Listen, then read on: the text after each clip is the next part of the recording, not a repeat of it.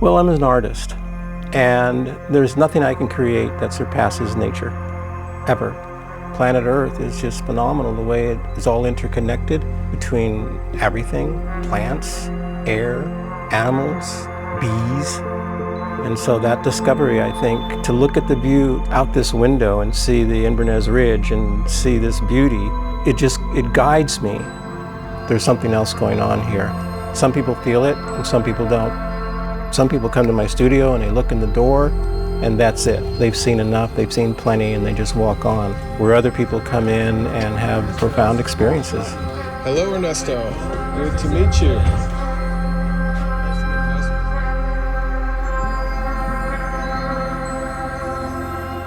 I've been out here for decades, going on 5.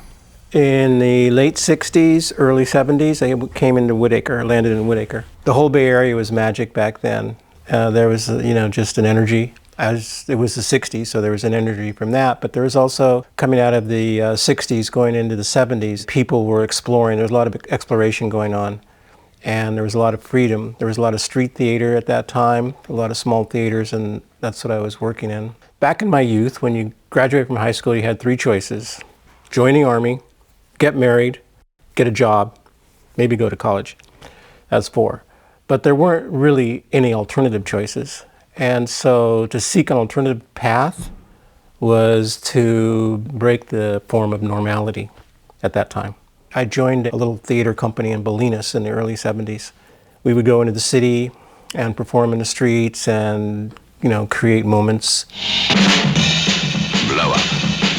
I think if you saw the movie Blow Up, there's a scene at the end of Blow Up when the main character is taking a walk in a park, and along comes this truck, a pickup truck with a lot of people in whiteface, and they jump onto a tennis court and they play tennis with no balls and no racket, but they're swinging and watching the ball go back and forth. And they hit the ball out of the court, and they're looking at this man to pick up the ball and throw it to him. So this sense of fantasy mixed with reality, the reality of place, the reality of street, and the reality of people in their daily business coming across people that are living, that are expressing something out of time, out of context, out of their reality. So there's that gateway or that moment that can create a real, point of inspiration. The goal was to touch people and shake them a little bit out of their normal,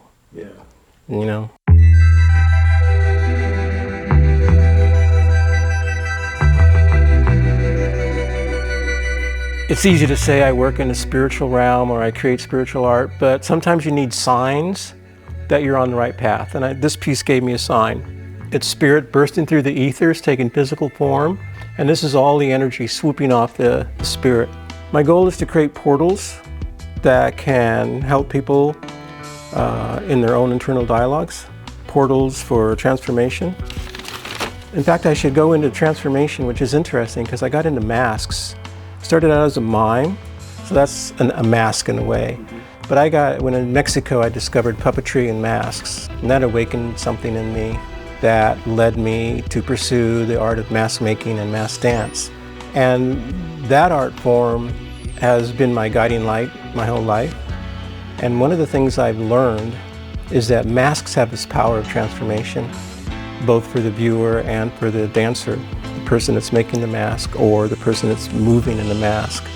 And that energetic transformation is something that I was not aware of at the beginning, but over the years of work has become very pronounced. We have a lot within us that is dormant. We have a lot of information within us that is dormant that we're not aware of. It's just there, and some kind of stimulus or some kind of something will show up that'll awaken that within us. This piece is a torso. It's cast paper. And I wanted to point this piece out because this piece was a real communicative piece when I was making it. I had the idea to put the nails on top, these rusty nails. In my vision, when I put the rusty nails, I was going to be done with the piece. And I stood back and thought, okay, that's great. And she's looking at me going, you're not done. There's something else you need to do. And so I looked at her, and then these little tack nails were put in. And when those went in, then she said, I'm finished, thank you. Okay, you said that your art is a portal. Where do we go? That's a good question. What is life? You know, the basic question of life is who are we? How did we get here? Where are we going after this? I mean, there's unanswerable questions, and that creates the mystery of life. So a portal opens a doorway into the mystery. And if you can open the doorway into the mystery, you have greater access of exploration and discovery. But I love the Hindus that speak about it's, you know, we're living in an illusion. It's all an illusion. And for me, what do you discover in the portal? You discover yourself. And if you can discover yourself, you discover your essence. And in a world full of illusions, can you express your essence? Do you know your essence? Can you express it? And for me, I am doing that. I've discovered in my life my essence. My essence is this world that I live within, that I create. That's my true essence. And I'm honoring it by doing this, you know, creating art.